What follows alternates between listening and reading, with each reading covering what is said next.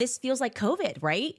It's not like COVID-19. It's like Candace 19. It's another fake. They're saying it's a fake virus. Like, oh, you got infected. You just can't do it. 6 feet social distancing from Candace Owens.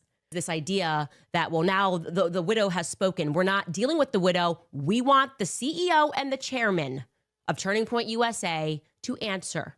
That is what we mean when we say none of this is passing the vibe check.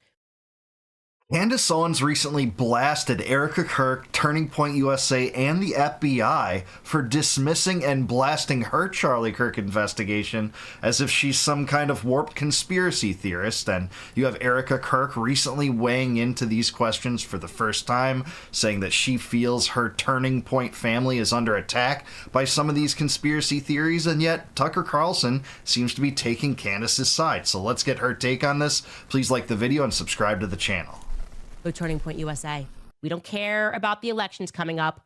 We want to know whether or not we are in bed with people who are capable of murder, people that are capable of covering up murders. Actually, we, the nosy neighbors, feel a little bit less safe in this neighborhood until we know whether or not there are some psychopathic killers in our midst. How about that?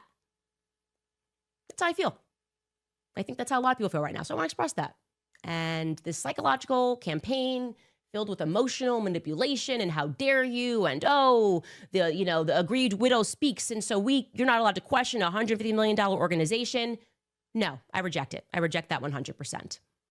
Yeah, absolutely, as we should. She's now a public figure at the head of Turning Point USA. She is susceptible to criticism for how Turning Point USA is handling this, and Candace has been remarkably fair, if you ask me, about Erika Kirk. She has been quick to say, don't point your fingers over at her and denounce her, even when some of Candace's own fans say, hey, she's doing and saying some weird stuff. But to be fair to her, she didn't really weigh into this, except for saying she believed essentially Tyler Robinson killed her husband.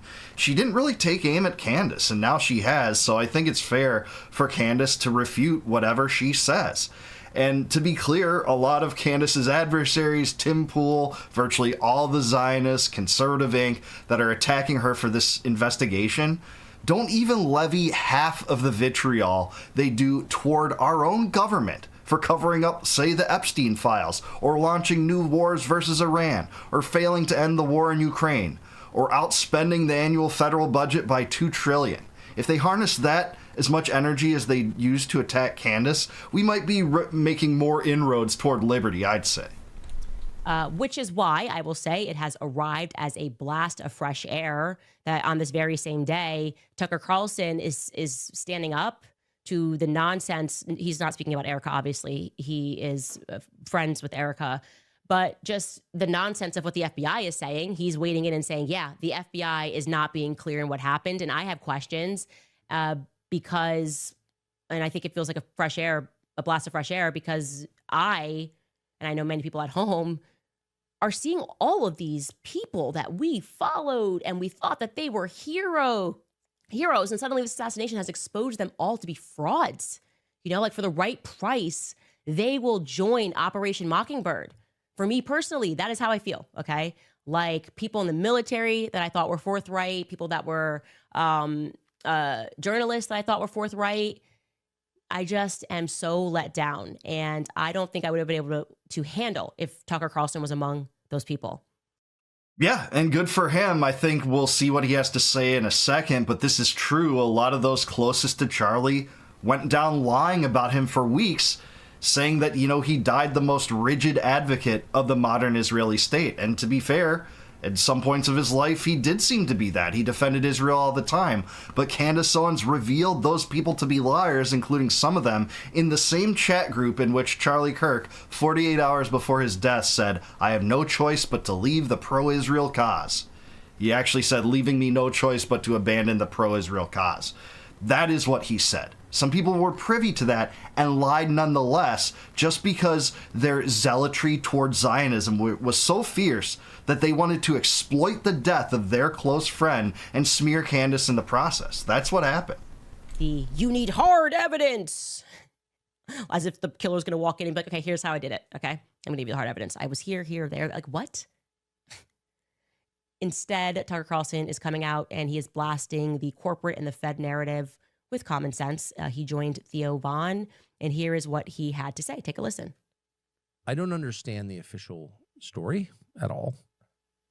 Of his assassination, I don't understand it, and I want to make sure that there is a truly rigorous and honest federal investigation of it, and I'm definitely concerned about that.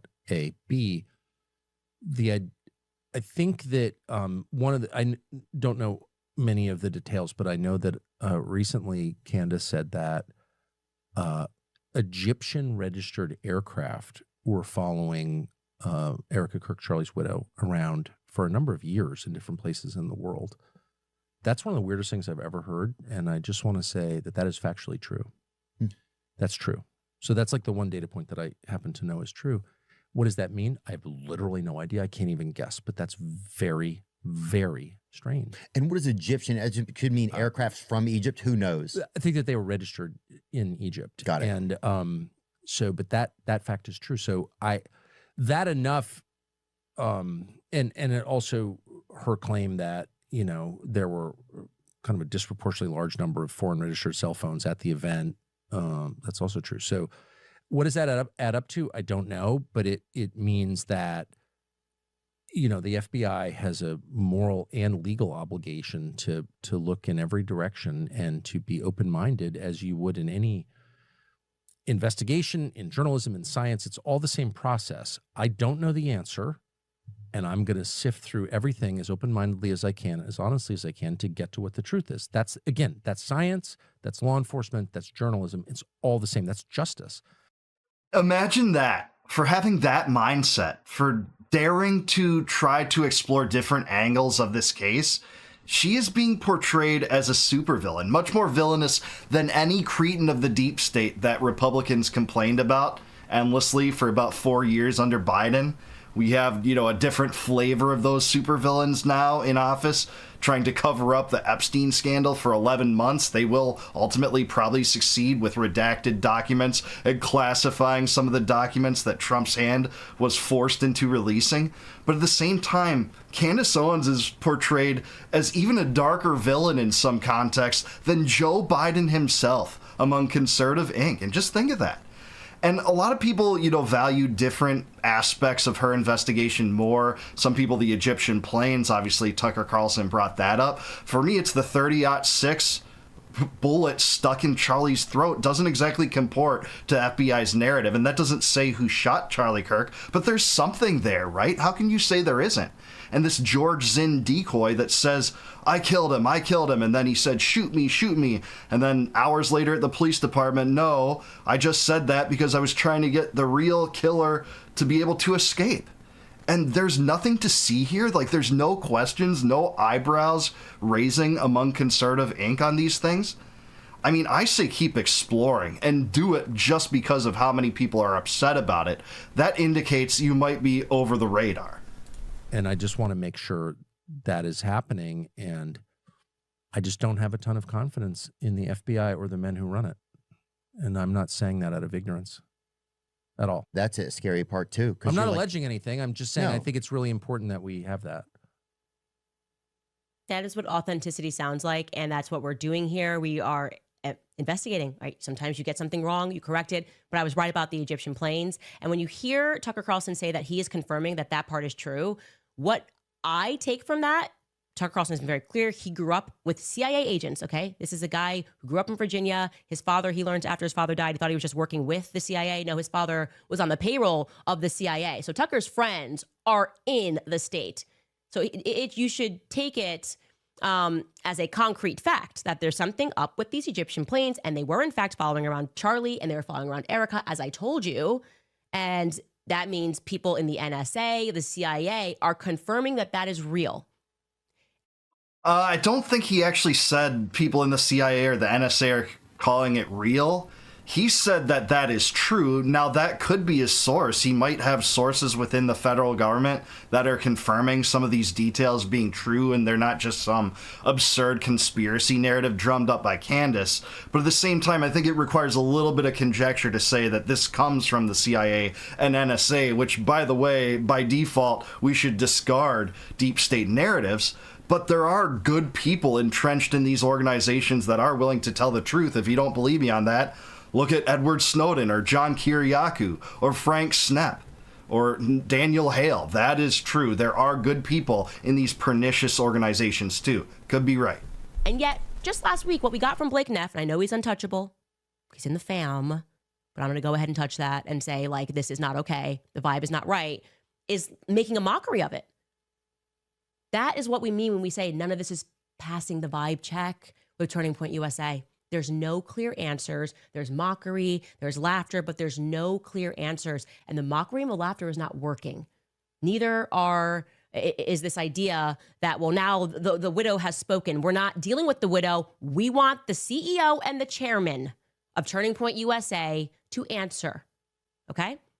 If you can't compartmentalize, then I don't see how you're going to be able to lead this organization in the future. Because yeah, I think this is actually a really good argument because some people would argue, well, she's the grieving widow. She's untouchable. But she's also the CEO of Turning Point USA now, Charlie's organization, where she got elected by the board for that position. So you can't be both the grieving widow and the CEO in a manner that allows you to escape all criticism, especially when you're touching on the particulars of what you are calling conspiracy theories. So I think Candace is right to point this out. It's not an attack personally on Erika or Charlie's legacy to do that. She has become a public figure, and she's not immune to criticism now. Because Charlie worked. We knew who Charlie was because he was authentic. Okay. He didn't just go, well, I only make time for like big pocket donors. Okay. He was sitting college campuses. He was speaking to people, understanding people. He was changing his ideas and he was changing minds. And you are not changing my mind about the fact that something weird happened that day and that TPUSA is acting funny because you give it an impassioned plea and speak about Nehemiah on Fox News. Okay. None of it makes any sense.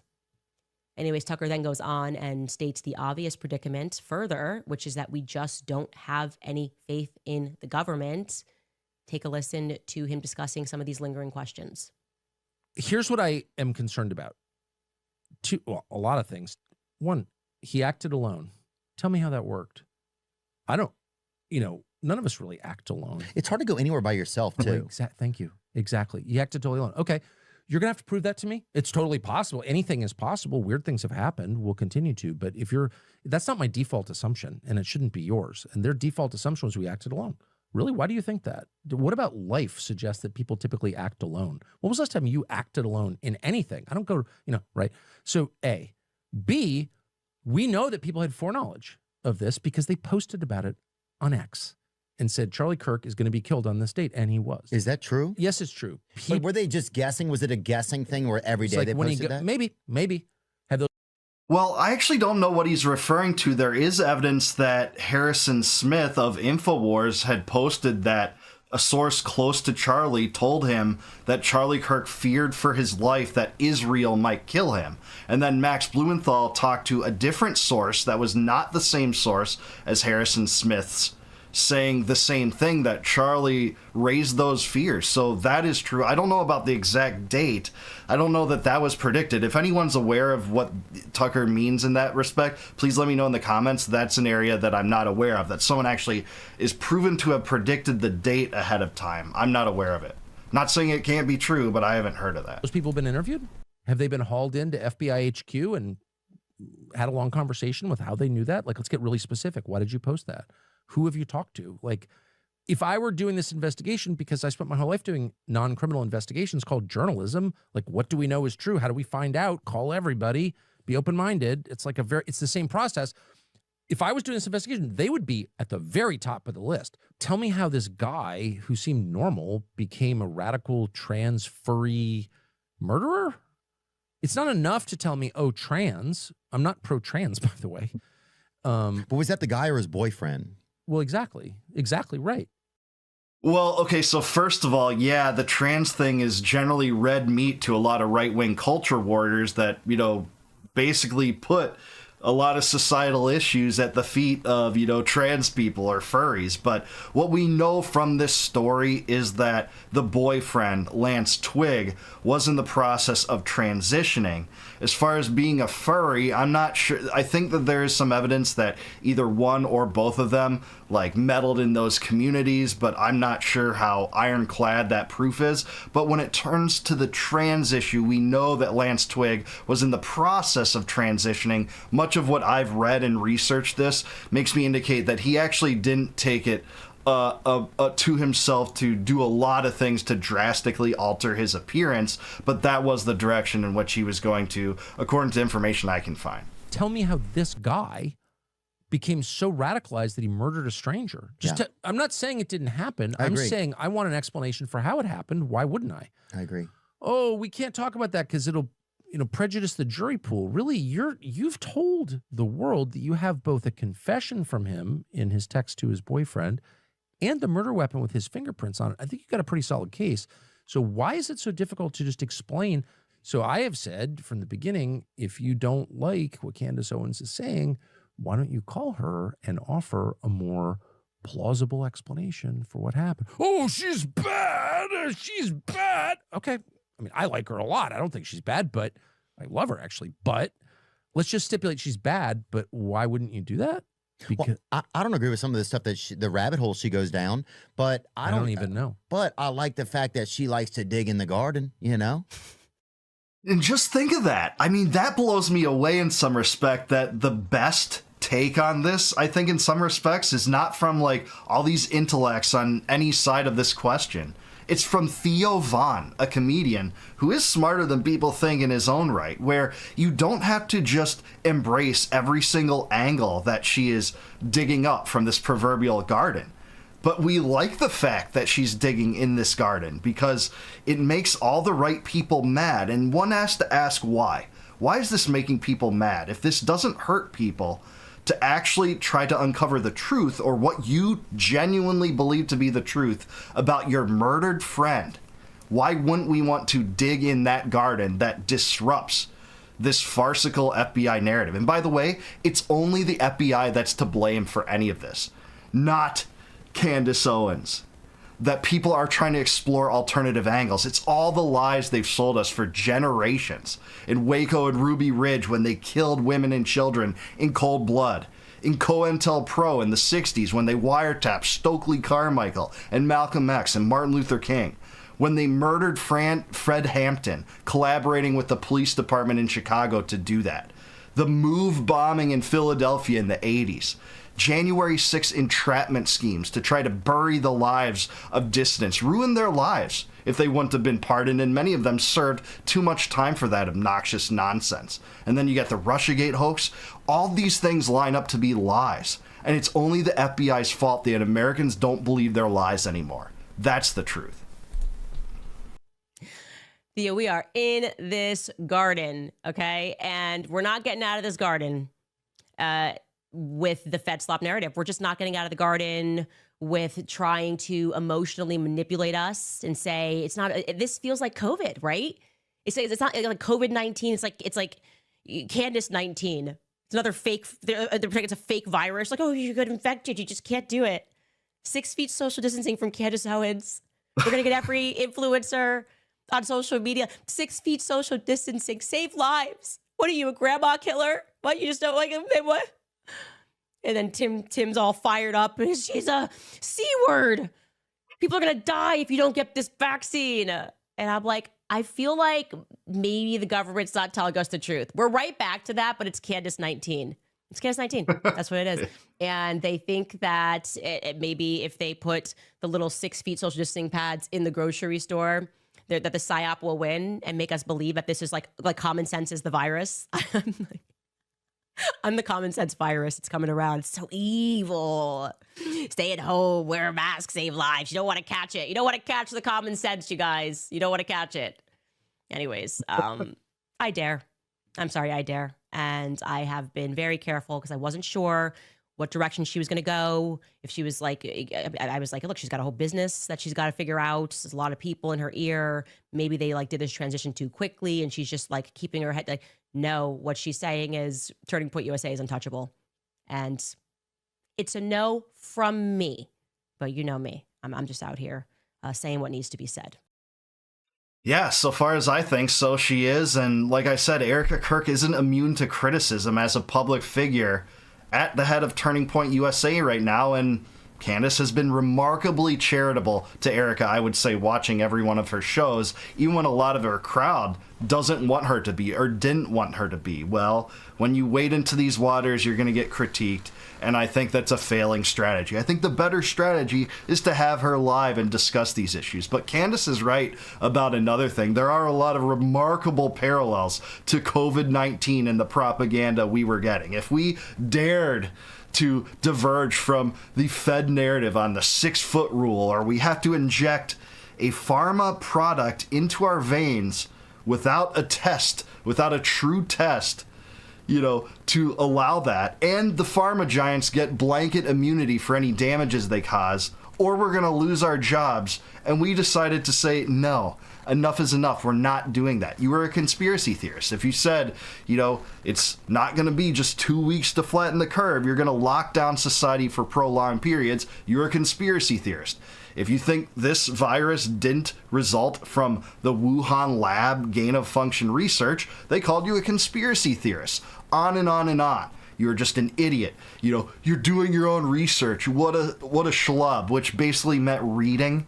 If you ended up reading and trying to actually use your reason and application to the world around you, that made you a conspiracy theorist. Well, the same thing is true here. And I just wonder, how do you inoculate yourself from Candace Owens? What is the Candace 19 inoculation? I think it's propaganda like, Israel has a right to exist. Israel's the only democracy in the Middle East. Trust the feds. Trust the FBI narrative. There's nothing weird to see here. Kash Patel can reform the FBI. Why are you still talking about Epstein? If you repeat any of those lines, I guess that's the vaccine from Candace 19, or that's what they're trying to purport. But hey, I'm with Candace here. I think a lot of the things that Tucker Carlson brought up on Theo Von's show are exactly right, exactly the right angles, and there seems to be a lot more beneficial discourse that could go on by actually talking between these individuals, maybe in a public setting where we can all watch that too. That would be beneficial. And Turning Point USA tried to, throw out there to the world that they were going to do that and then say, no, but you can't join live, essentially. And the irony there was that I believe in that episode when they said, essentially made excuses for why Candace Owens can't show up live, Andrew Kovlet, I think, was tuning in live, like from another location. They had kind of, brought him in via StreamYard Live or something like that. So you're saying that Candace can't do that, but Andrew Kovlet can do that. And lots of other guests obviously do that. But that's where we're at right now. We see the sides dug in the sand, and whatever side you're on, you have to acknowledge what the dynamic is at play here. And it is a battle over the information. Are you going to accept wholesale the FBI narrative, or are you going to let a friend who is definitely concerned about the death of her friend and oddities she sees in that narrative be explored? Or does that make her an arch-villain greater than any arch-villain in U.S. history?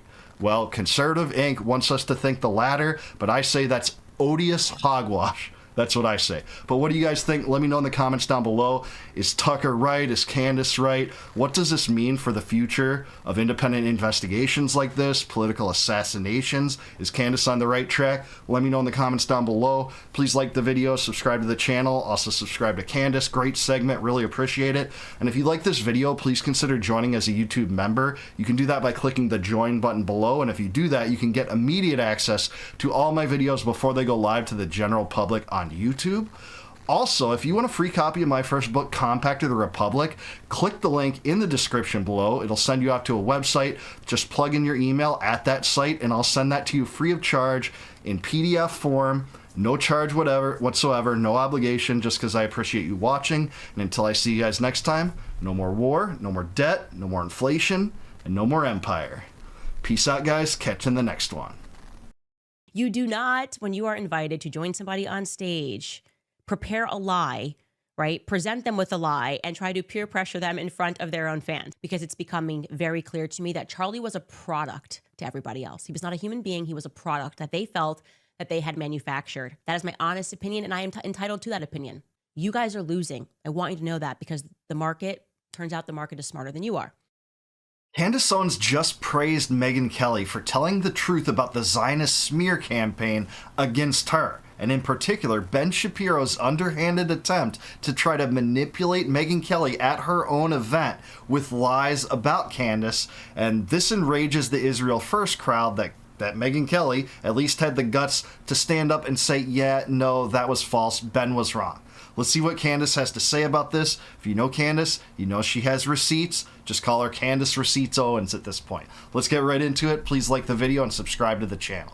Can we all agree? Zionists are not acting right. They are panicking so much that they randomly sent Ben Shapiro out into the daylight. And that, my friends, like I said, is a move, okay? Cersei would never send Joffrey Lannister into battle, right? And they just went ahead and did that. And he lied to Megyn Kelly's face. It is never a good idea to lie, full stop. Definitely not a good idea to lie to a woman's face. And definitely not a good idea to lie to her face and try to humiliate her on her own tour. I personally would have strongly advised against it, okay? If somebody said, is this a good idea? I would have said, yeah, you know what? Let's maybe not do that. But it happened. And it's important to stress here that this was not just a simple mistake that Ben made, right? That's always a possibility, that Ben really thought maybe he's backstage and sees something on Twitter and somebody said, Candace just said that Erika Kirk murdered Charlie, and then he gets on stage and he repeats it. Maybe it's just an accident. Highly unlikely, but of course you have to run that plausibility. But we can now confirm that that certainly was not the case. This was not a simple mistake, because in the days following it, he didn't recant. He did not modify. He did not correct. He has a platform. He could have just come out and said, oh, you know, I got the details wrong. Nope. This was a premeditated and a post-meditated lie. Of course, and the Zionists never recant. They always rely on the stupid old anti-Semitism and blood libel and making up lies to smear critics of Israel rather than actually taking on those topics, and in particular, Candace Owens. Yeah, this was an underhanded tactic by Ben to try to manipulate a fence sitter on this, Megyn Kelly, on her own show. And what's so ridiculous about this is Ben Shapiro is, he shouldn't be this stupid to say something so easily falsifiable. It just really shows the desperation of the Israel First crowd, and Ben Shapiro being something of a stalwart within that crowd. Okay. Intended to morally blackmail Megyn into a position to decide right now on the spot whether you are going to stand with evil Candace, who is accusing Erika Kirk of murdering her own husband. And that lie backfired gloriously. By the way, I think if it had been any other person, like if it was not Megyn Kelly who was sitting across from Ben, his strategy would have worked. That was high pressure, peer pressure. She happens to be extraordinarily media trained, and she didn't buck, okay? She looked uncomfortable, but she did not bend to his will. She kind of just moved along and said some stuff about Tucker, asked again, like, are you sure she said that? And he said, yes, she said that.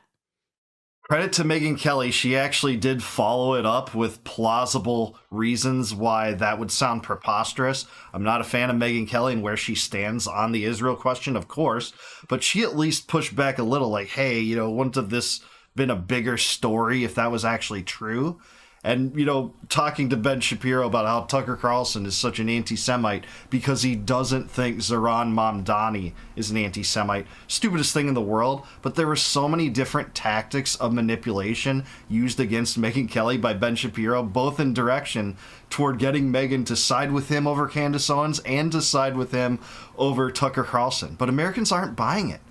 How could we buy it at this point? No one is. And then she found out, obviously, that I did not say that.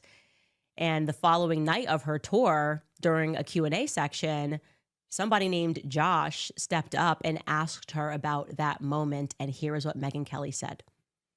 Hi, Megyn. Hi. My name is Joshua. My question is, during a recent stop, you had Ben Shapiro as a guest, and he had made some claims about Candace, saying that she had said certain things online, and when he made those claims, you looked visibly uncomfortable because you hadn't heard that and couldn't Correct. verify that. So my question is, why did you look so uncomfortable in that moment, and have you researched the claims that he made since? Thank you for that. Yeah, no, he said that Candace has been claiming Erika Kirk was behind the murder of Charlie, which I had not heard, and I was taken aback because that seems like something I would have heard. It's so crazy. And I have since learned it is not true. Candace has not made that claim. And in fact, I've now seen several clips of Candace specifically defending Erika Kirk and saying she would never make a claim like that about Erika, and that she is open-minded to other people at Turning Point. That's obvious. She's been making that point. I had heard that point. But she's specifically been defending Erika Kirk, and she's been saying she does not think that of Erika. And in fact, if you read her comments, she's under pressure to make comments about Erika. And so far, what I've seen, she hasn't. So thank you for that question. I also noticed the funniest thing about that line of questioning by this Josh guy that asked the question to Megan is he said, "You recently talked to Ben Shapiro, and there was one guy in the audience that you could audibly hear go, woo!" I just, suspect that guy was standing by himself or something going, woo! And then everyone looked at him and he's like, wasn't me. And then when she said no, essentially that was a lie. She said that nicely. That wasn't true is the way she put it. That Candace didn't lie. You got a lot more applause. It's just really showing where Americans are on this thing, is that lies just aren't going over the way that they did under the legacy of media. We're not going to deal with that anymore. And I'll tell you right now, Megan was not done. And I will say this, even if I remove myself from a situation, it is actually the most disrespectful thing that you can do to someone that you purport to be friends with or friendly with. I can't even imagine that. Like, hey, will you join me on stage? I really like you and I'm on tour and I'd love to have you on stage for a discussion. And then this person starts coming after me and questioning my moral compass. Really process that. That's just not cool beyond anything else. So I was pretty dumbfounded when Dave Rubin weighed in on the matter and great. he called what Ben did, effectively trying to humiliate Megan on her own stage. He referred to it as almost an act of bravery. Take a listen to what Dave Rubin says. All right. First off, again, I know I guess I'm glazing Ben right now, but he deserves it. It is not easy to go onto someone else's show in general when it's not a live audience and criticize them, but it's really not easy to do it when you're in front of thousands of people. I don't know how many people are at those shows, but it's certainly thousands. You can add it to me. When thousands of people are there to watch Megan, and then you have to criticize her a little bit, and he did it absolutely respectfully, and I think he did it properly. No, Dave, it's wrong. It's wrong what he did. It would take courage to stand in front of someone and try to manipulate him based on lies in their direction, or in this case, manipulate her in his direction on the basis of lies. That would be tough to do because we're not lying imbeciles that are acting on behalf of a foreign regime as essentially a foreign agent. We're regular people that want the truth and want to retain our sovereignty in America when our political class is captured by people you love that are prioritizing this foreign regime over us. So yeah, that would be hard to do, but it's because it would be duplicitous to do. And most people aren't willing to do that like Ben Shapiro was. Listen, I don't care. Look, you can tell, I don't really want to talk about Tucker. I certainly don't want to talk about this Nick guy, but sometimes these things just hit you in the desk, and I agree with Ben. Like, I have a job to do, and if I don't address the things sometimes that I don't want to, then I'm probably not very good at my job, and you should watch another show. I don't really... You should watch another show regardless. I'll just come out and say it. You should watch another show regardless if you're still on the Rubin show at this point. really want to talk about Candace. We were great friends for a long time. She has been to this house for dinner. She loves chicken parm. Well, I can fact check true. I have been to his house for dinner and I do really love chicken parm and I had a good one at his house. I will say that. I'm not going to front. But the other part that he is saying here, I don't know what happens when you're a Zionist where you just on this one topic, and this was what it was with Dave Rubin and why I had to stop being friends with him or friendly with him, is like they just don't know what it actually means to be a good friend. You do not, when you are invited to join somebody on stage, prepare a lie, right? Present them with a lie and try to peer pressure them in front of their own fans. That's like, there are a million things that can happen before that ever comes to it. She did not invite him to have a debate. She invited him to come on her tour and to introduce, to have him in front of her audience and to have a conversation about their values. It's just not the right place, not the right time. It sure seems manipulative regardless. And that would be true about any subject. It would be manipulative if they were talking about the economy and he was trying to pull her to his side in front of a live audience that is her audience. It just seems absurd. It just seems insane. Israel is their golden calf. They'll do anything to preserve that golden calf, even if it means, sacrificing their own communities. They could watch their communities burn to the ground if for only to preserve this foreign regime and whatever it wants from our political class. Wars, bankrolling a genocide, military strikes, regime change operations, anything they want. They prioritize that over every other issue. They allow that to come between friendships because that's a higher priority to them than their friendships. We need to manipulate this person to the side of Israel. And if there's critics of Israel, you need to denounce that person. Denounce Candace Owens right now. This was Ben trying to lead a struggle session. It just was. It was wokeness. Ben Shapiro is woke. It's the same propensity the liberal establishment had against conservatives if you said men couldn't get pregnant. They would yell, sexist, racist, homophobe. And they would be called rightly, I think, in that case, snowflakes by the right. Well, now Ben's doing that same thing.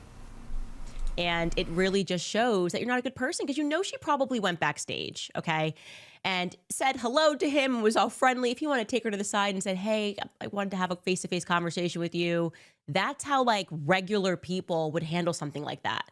Not try to humiliate you on your own stage. That's just going to make Meghan upset.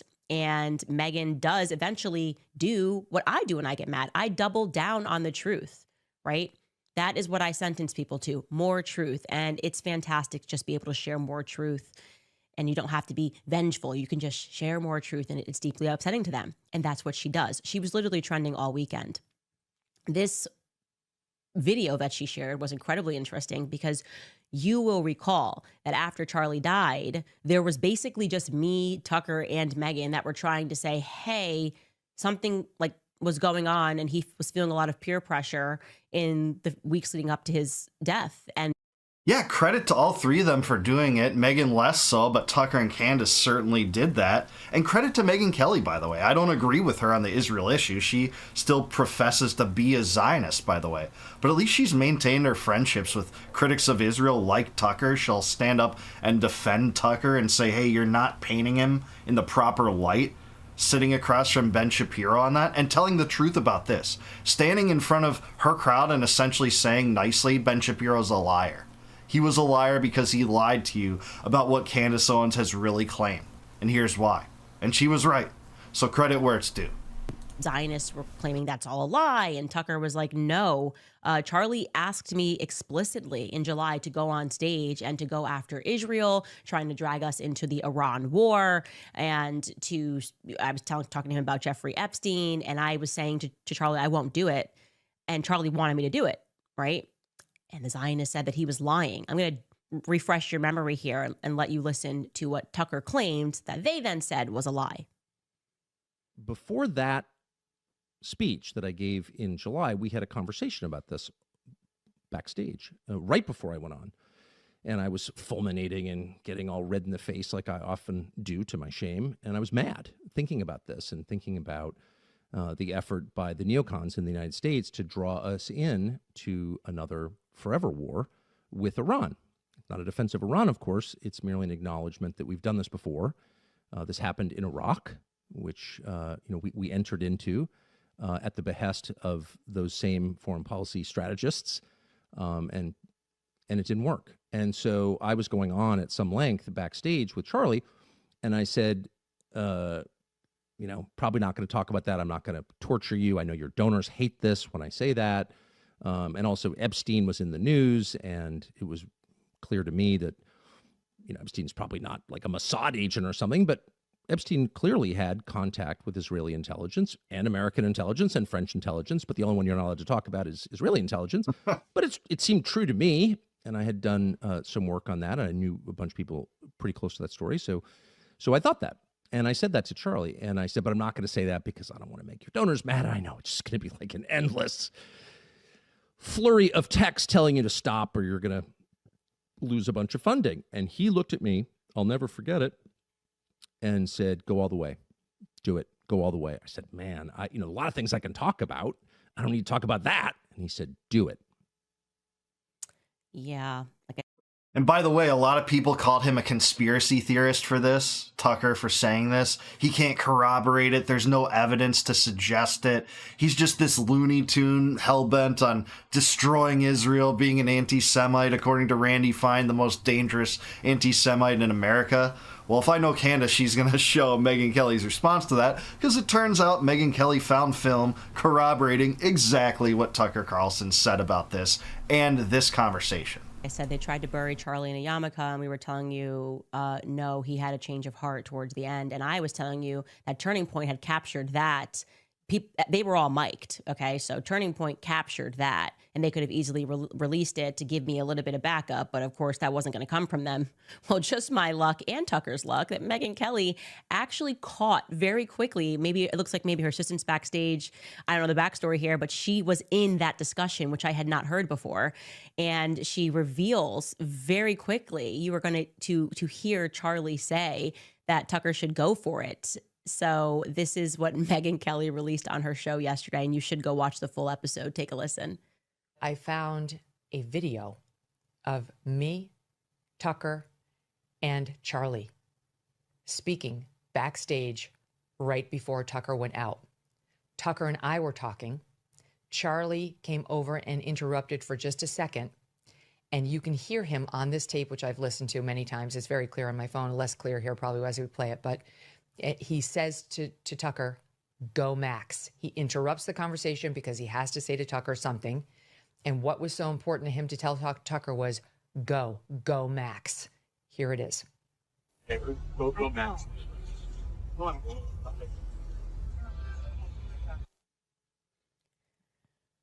It's quick. It just happens to be on tape. And it backs up what Tucker said. Absolutely, and I can just anticipate the Zionist response to this. Oh, go Max? Yeah, he said go Max, go Zionist Max. That's what he was telling Tucker Carlson, because he was still a devout Zionist, the most rigid one in the world. He'd never want to talk about Epstein being potential Mossad asset, even though he, in fact, raised that possibility on his show and with Megyn Kelly, I believe, too. But they're going to say, oh, he means just go Max Zionism, like Tucker was ever going to do that. You can just anticipate their next move. It's always a lie. It's always manipulative. And it's always designed to just kind of make every criticism of Israel negated by lies. That's all they have now. That's their repertoire. Well, Charlie, we're going Max now, okay? Because Tucker told the truth. He had a conversation with Charlie about everything, and Charlie wanted him to go hard. Now Megyn's adding to it. He even interrupted right before he hit the stage and said, go Max, because Charlie was done with these donors. He was done with them. He really was. And I can tell you another story about which donor was waiting for him once Tucker got off stage and yelled at Charlie. That was a female Jewish donor. And I will be outing her later because I don't care about anything right now. Anyways, point being is we were telling the truth. And we have been facing so much peer pressure, so much nastiness for just trying to get out the true narrative about where Charlie's headspace was at before he died. That's true. They were telling the truth, and they got a lot of people trapped by lionizing him as a rigid Zionist until the end. Josh Hammer, people like that on the record saying that when she divulged that he said in verbatim text in that group chat 48 hours before his death, I have no choice but to leave the pro-Israel cause. That's what Charlie Kirk said at the end. Josh Hammer was privy to that. Rob McCoy was privy to that in that text group. But they still went forward with lies to try to use and exploit their friend's death so that they could preserve this attachment to Israel, this sacramental attachment that Zionists have, that they prioritize that above their own country, above their own country's well-being. Just think of that. What would it take to get into that level of immorality, to let these stories fly, let these people just lie endlessly about Charlie Kirk and where he was at, knowing that that's not true and not saying a thing about it to counter it? Absurd. And my favorite part of all of this now is watching them lose. The people who tried with all of the money in the world to artificially direct the markets toward them after Charlie died are losing, okay? The people who sold t-shirts, who got on stage and said they were Charlie's favorite pastor, America's pastor, I'm going to take over for Charlie. The people who use their connections, their wealth to get themselves almost invited to be a part of Charlie Kirk's legacy. People that didn't even support Charlie Kirk while he was alive. The people who rushed to lie about me and Charlie's relationship, as close as we were. You guys are losing. I want you to know that, because the market, turns out the market is smarter than you are. That is right. Every word of it's right. She's correct about that. And that's where we're at right now. We're at the point where Americans just won't be able to, not see through these Zionist lies and all the drama that swirls around it from the Israel First crowd trying to undermine the truth tellers about this story, and not only the Charlie Kirk story, about Israel in general, because that draws the most ire and indignation and vengeance from these rigid Zionists like Ben Shapiro and Mark Levin and Dave Rubin. Just hilarious watching Rubin say, yeah, it takes courage to do what Ben does. Yeah, it does take courage to lie and try to manipulate your friend in front of her audience. It does take that, Dave. But that's where we're at. So Candace, proven right once again, bringing the receipts as she always does. Megyn Kelly, thankfully taking a stand on this issue. Doesn't mean she's going to, depart from the pro-Israel cause like Charlie Kirk clearly did in his last hours on Earth. But it does mean she's at least more honest than Ben Shapiro and Mark Levin and Randy Fine and Lindsey Graham and all these blowhards, hell-bent on preserving the Israel First doctrine in every regard in our politics and political system. That's what that means. She's at least more honest than them. So I commend her for that. Thanks for standing in front of your crowd and telling the truth about this. Because it's not going to be popular to a lot of Megyn's fans that are Zionists, that are rigid adherents to the Israel First mantra that Ben Shapiro represents, that Ben Shapiro epitomizes. So that's where we're left with. It's no doubt the Zionists rely on lies. Americans see through it more and more. Hasn't changed our political class and their orientation toward this cruel genocidal regime yet, but Americans know the truth, more and more so. Every poll's reflecting that. Sympathy toward the Palestinians gained 50 points since October 7th. It's just undeniable. That's such a sweeping change that it's even hard to articulate how big of a change that is. Candace is part of it. Tucker's at the forefront of that too. So is Nick Fuentes. So is Dave Smith. They're doing the Lord's work, telling the truth about this connection and how it robs Americans of our sovereignty and how it's duplicitous for AIPAC to be able to get away with this. With dual citizenship in Congress, they get away with everything. Hopefully not for much longer, but we'll have to see about that. But let me know, do you think Candace Owens is right about this? Was this particularly manipulative? Is Ben Shapiro going to lose a lot of credibility over this? Seems like he's lost a lot of YouTube subscribers so far, over 20K in one day from what I saw. Maybe it's more now. I don't know. I haven't really been following that. But let me know down below your thoughts on this. Please like the video, subscribe to the channel, subscribe to Candace Owens. She's awesome and heroic. Really appreciate her. If you like this video, please click the join button down below if you want to support the channel. And if you do that, I'll give you access to all of my videos before they go live to the general public. Those are the members only videos. You'll be able to watch those right away if you join as a member. And also, if you want a free copy of my first book, Compact of the Republic, click the link for that in the description below. It'll shoot you off to a site. Plug in your email. I'll send that right to you via email. No cost, no obligation. Just my gift to you for being a humble viewer. Thank you. And until I see you guys next time, no more war, no more debt, no more inflation, and no more empire. Peace out, guys. Catch you in the next one. And if that's not humiliating enough, Mike Huckabee just went over to Israel and met with Jonathan Pollard. And we do have a bunch of treasonous spies. Their job, I guess, is to further enslave us to the gang colony in the Middle East that is pretending that they have been ordained by God to murder. I'm starting to think that Israel wants us to hate them. Like, that's the ultimate psyop. They want us to hate them. Candace Owens just slammed the Trump administration for shameless Israel first treason, in this clip specifically talking about U.S. Ambassador to Israel Mike Huckabee meeting with convicted Israeli spy Jonathan Pollard, who served a 30-year prison sentence in the United States for giving Israelis secrets that would fill, by one account, a 6 by 6 by 10-foot room, including nuclear secrets that were passed on to the Soviets. And why he tried to hide this from the public, what it means for politics, and what it means for the Trump administration. Let's get right into it. Please like the video and subscribe to the channel. Okay, so one of the things that is just getting weirder by the day is the general public having to pretend like the United States is not completely infiltrated by Zionist psychopaths. And it's just getting odd, right? They're going through extraordinary lengths to let us know that they have all the power and they're going to do whatever it is that they want. And they're just engaging in naked propaganda to serve the state of Israel. So I'm going to show you a couple of these headlines. I guess let's start with Mike Huckabee. He is the ambassador to Israel and apparently is completely shameless. Now, just to go back, in case you missed it back in October, Mike Huckabee and the former U.S. ambassador to Israel, which was David Friedman, took to the stage in Jerusalem to perform Sweet Home Alabama. And by Sweet Home Alabama, I mean Sweet Home Jerusalem in Hebrew or something. Just watch it. And hey, challenge, no cringing. Can't agree to those terms.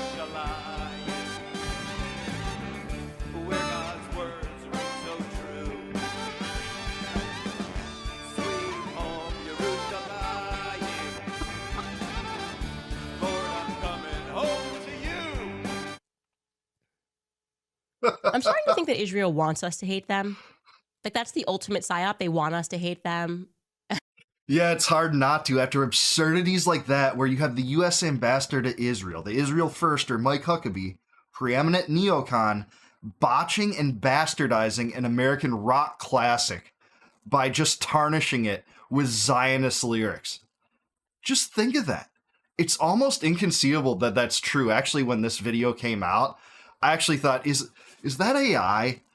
Would they do something so preposterous? And it's just yes. The answer is always yes, over and over and over. And it gets dumber and dumber and more of a slap in the face every single time. And then Huckabee meeting with Pollard after, by the way, campaigning to try to commute or parole him in previous administrations came to fruition. They tried to conceal this meeting. It just gets crazier and crazier and more impossible to accept. Americans see this. A lot of Americans don't follow this, but the ones that do, they see this, and that's why we're turning away. It's like, it's unbelievable, the factor of cringe. And if that's not humiliating enough, Mike Huckabee just went over to Israel and met with Jonathan Pollard.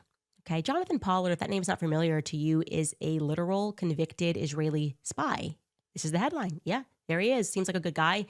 American who spied for Israel says he met Ambassador Mike Huckabee to thank him for his support, because he did support him. Jonathan spent 30 years in prison on espionage charges after being found to have pretended to work for the American government, but was actually working to pass documents over to Israel. That's kind of a theme. Our greatest ally. It's just a theme with our greatest ally. And despite being found guilty, despite spending 30 years in prison, people were saying we should be kinder to this guy. And Huckabee was among several pro-Israeli politicians who advocated for Jonathan Pollard to be released. And he, when he was released, was welcomed in Israel. Like the red carpet was rolled out for him, I think, literally. And I think Bibi Netanyahu met him on the runway. Like, you served us well. And that's exactly true. Fact check true. And guess whose private jet was used to fly him from the United States to Israel? You guessed it, Miriam Adelson's. What a surprise. What a coincidence, right? He used Miriam Adelson's private jet, went over to Israel. We played this video on a previous video where I was talking about Nick Fuentes talking about this. But he literally went down the stairs onto the tarmac. Netanyahu was there. Before he shook Netanyahu's hand, he kissed the ground. He was given a hero's welcome. The red carpet rolled out for him and greeted as a hero ever since. And there's been a lot of, half-truths about this, so I'll just clear that up. Originally, Pollard got a life sentence with the possibility of parole. Well, the Obama administration granted him parole in 2015. But his terms of probation were 5 years, and those expired during the Trump administration in 2020. Trump's DOJ did not expand his parole stipulations, which it did have the power to do. So both presidents are culpable for this. He was never pardoned. He was never commuted. But Trump did pardon Pollard's handler on the last day of his first administration. So I hope that clears up some misunderstandings around this. Who cares? The American people suffered. So you'd think Mike Huckabee would go, I'm not going to meet with him because that shows that I am an Israel firster. But there is just a level of shamelessness that, I don't know. What was it that Carolyn Levitt said? They asked Carolyn Levitt about this at the White House, and she said, and I quote, "The White House was not aware of that meeting, but the president stands by our ambassador." Well said, Caroline. Yeah, just think of that. They're so brazen that they won't even reject the horrible optics of this. They will just back that. They will just dig their heels in support of this, despite how shameful and shameless this is.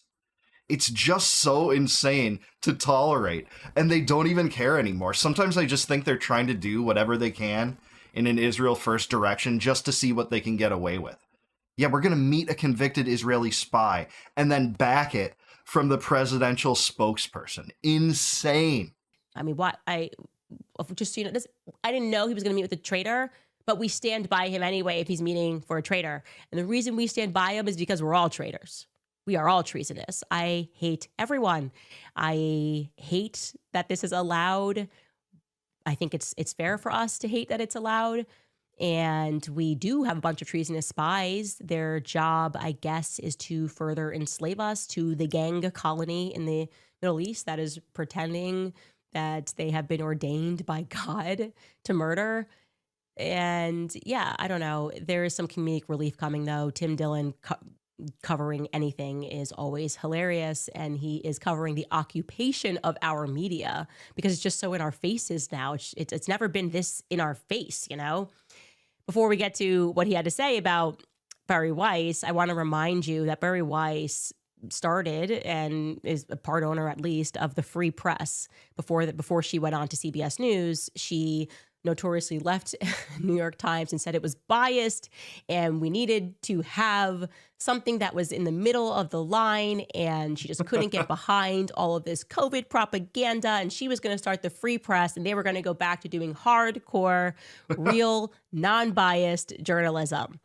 What she really meant by saying that, by the way, is we have to go in a further direction toward Hasbara. We need more Hasbara than even the New York Times gives us. That's what she meant. And yeah, she started the Free Press, and it was bought out by the Ellisons. Larry Ellison, the head of Oracle, bought out Paramount, which was the parent company of CBS, elevating Bari Weiss to the editor-in-chief. And they valued the Free Press at, get this, $150 million. Now, the Free Press does not even perform as well as this channel that you're watching right now on a good day, on an average day. And it was valued at $150 million. They are desperate to try to recapture the ground they've lost to people that are actually raising their eyebrows about this stuff, asking questions about it for the first time, and noticing how occupied our media is, our government is, and how much influence the Israel lobby has over our lives. So what kind of journalism are they doing over at the Free Press? Okay. This is a real email. I'm not being funny. I feel like you're going to think this is SNL. That fluttered into my inbox the other day from a writer. His name is Ashley Reinsberg. And this is the email. I'm just going to read you the email. This is it. It says, "Hi, Candace. I'm reporting a piece for the Free Press on the economics." Ooh, economics. I like economics. This must be straight middle of a line, right? There can't be any bias here. "I'm reporting a piece for the Free Press on the economics of high engagement political content on YouTube and podcast platforms. I'm reaching out for comment regarding several assertions that you've made in recent episodes, including claims about Israel, the death of Charlie Kirk, and the Becoming Brigitte series. I also want to ask about the financial side of your operation because it is central to the story. Here are his 5 questions. 1, since publishing anti-Israel and anti-Jewish claims, have you seen a measurable increase in watch time, subscriber growth, or revenue across YouTube, Rumble, or your podcast feeds?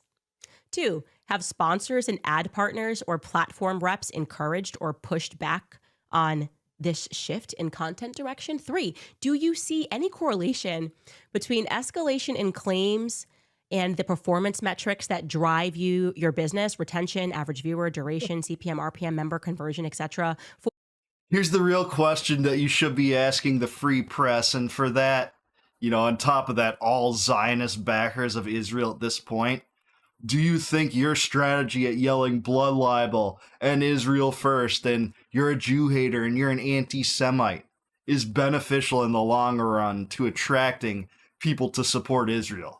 Have you seen an uptick in support for that? Or to what extent do you view conspiracy content as an editorial choice versus a business decision? And 5, do you believe your recent content about Israel and Jewish influence is rooted in evidence, or do you see it primarily as commentary? Yeah, no, I'm going to get back to him. Obviously, I have to just pull up, I have to pivot over to that SS tab, the Hitler tab, which shows the metrics of exactly how people are responding to anti-Jewish rhetoric. Yeah, here's the truth is when they're talking about conspiratorial content, that just means content that puts Israel in a negative light. You know what the real conspiratorial content is? This psyop that says the real influence in our government is from Qatar and not from Israel. Or Russia. That was the big thing, 3 years ago as Russiagate. There's way too much Russian influence in the United States government, even though both Trump and Biden gave Ukraine weapons. Trump in his first term pulled out of the INF treaty unilaterally, disqualifying an entire range of ballistic missiles to be used. Didn't exactly make Putin happy, not the sort of thing a Russian spy would do. Blasted Russia for giving Snowden safe haven, not exactly a kind gesture either, and slapping sanctions on Russia. And then Biden gave them millions of dollars while people are still saying there's too much Russian influence. And now because people are more critical of Israel than ever, Qatar is running the show. That's the real conspiratorial content. The truth is that the Israel lobby is way too powerful in the bureaucracy, in Congress, in the presidency. And we just have to pull that from YouTube because I can see we've done some tests, and obviously the advertisers have been, that's the whole thing. That's the nature of the business, obviously, is that you can only make money. The only people that are successful at all, it's pretty obvious, is because they hate Jews. That's kind of what's implied. Why do we have to pretend this is journalism, right? Are you shocked if I tell you that Ashley Reinsberg, he happens to live in Tel Aviv? Like, you just cannot make it up. Like, just write your articles. Stop pretending that you're a journalist. It's totally fine. Yeah, just write the hit pieces. And no, it's just a coincidence they're in Tel Aviv. This isn't something that a Zionist would write. It's not trying to pin Candace Owens down as being a Jew hater or getting her to weigh in on your petty game to try to undermine her. It's just a coincidence they're in Tel Aviv. Right? They're probably an Israeli dissident from within Tel Aviv, right? Your job is to write hit pieces, to say that you guys are being victimized at all times, forever, since the beginning of time. And it's obviously not anything that you're doing that's causing a reaction. It's not like they're just genociding Palestinians right now. So it's about metrics. It's about the SS tab that's behind the scenes of YouTube. So I'll get that content. I'll get those metrics over to you, Ash. Looking forward to that. Yeah, right, exactly. It's nothing, there's nothing anti-Israel about, hey, we're going to just double down on the backing of this genocide in Gaza. If you really wanted to drum up anti-Semitism, here's how you do it. You meet with convicted Israeli spies that got convicted for life terms in the United States. You try to hide it from the public. The White House doubles down on it. That's one way. And then you say Israel is indistinguishable from Judaism in general, which many Zionists do. So if you attack Israel, you're attacking Jews, so they say, right? And then it's bombing a country and entering a new war despite violating campaign promises to do it just for Israel. That happened in Iran. It's allowing Israel to bomb an ostensible U.S. ally in Qatar. It has our biggest air base there. And just saying, there's no problem. We're not going to withhold any aid because you did that. We're actually just going to have this theatrical presentation where Netanyahu calls the Qatari government and apologizes, but with no ramifications. It's giving Israelis $25 billion since October 7th on top of all that. And then most of all, if you want to spread anti-Semitism, as I said again, continuing to say that Israel's indistinguishable from Judaism, is to double down on the genocide, to say it's not a genocide in Gaza, to say it's all Hamas causing the genocide. It's to say that there's no such thing as an innocent Palestinian, like Brian Mast said. It's to say that we should nuke Gaza twice, like Randy Fine said. It's also to call Tucker Carlson the most dangerous anti-Semite in America, as Randy Fine just called him about a week ago. That's how you do this. That's how you sow the seeds of anti-Semitism. And anytime someone levies a reasonable critique of Israel, you just call them a Jew hater. You scream blood libel. You say that they're just, supporting a new Holocaust, that they've sided with Hamas. And then you repeat the typical Hasbara Zionist propaganda like, Israel was just minding its own business. History began on October 7th. There was nothing that provoked people to attack Israel the way it did. Not to justify it, but that is what they say, right? So Candace is right on the money here. The Pollard thing is such a shameless action on the part of the United States and on the part of the Trump administration. Huckabee should easily face impeachment for this, and it just shows you what the U.S. government can get away with how much influence the Israel lobby has, that they can even back an action like this. I don't think this would happen to any other country. Imagine if this happened to Russia, where there was a Ukrainian spy in Russia. He was convicted, he was released, and then a person in the Russian administration was caught meeting with that person. It's just so unimaginably absurd. It's impossible to entertain. But that's what we're seeing. It's a circus everywhere. Zionist-occupied government, that's what you get. But what do you guys have to say? Do you agree with Candace Owens? Is this just nutty? Is this just gone way too far? Is this treasonous? Because, by all definitions, Pollard was a traitor. He provided U.S. secrets from within the government, working for naval intelligence, to the Israelis. And guess what the Israelis did with some of that information, by the way? They gave it straight to the Soviets at the height of the Cold War. That's what they did. But Huckabee can just meet with him with impunity. That's what we get. But let me know what you think in the comments down below. Like the video, subscribe to the channel, subscribe to Candace. She's great. Really appreciate this segment. It was well presented, that's for sure. Candace is a hero, and I'm so glad so many people on the right are being exposed to her ideas about Israel, and she has the totally correct mindset on this. Also, if you like this video, please join as a YouTube member, or consider doing so by clicking the join button down below. If you do that, you can help support the channel, and I'll really appreciate you if you go that lengths to help me out. And in return for that deed, I'll give you access to all of my videos before they go live to the general public on YouTube. You'll be able to see all of my members-only videos immediately if you do that. Until I see... Oh, also, if you want a free copy of my first book, Compact of the Republic, click the link in the description below. Plug in your email on that site. I'll shoot you a PDF copy of my first book free of charge, no obligation, just because I appreciate you. And until I see you guys next time, no more war, no more debt, no more inflation, and no more empire. Peace out, guys. Catch you in the next one.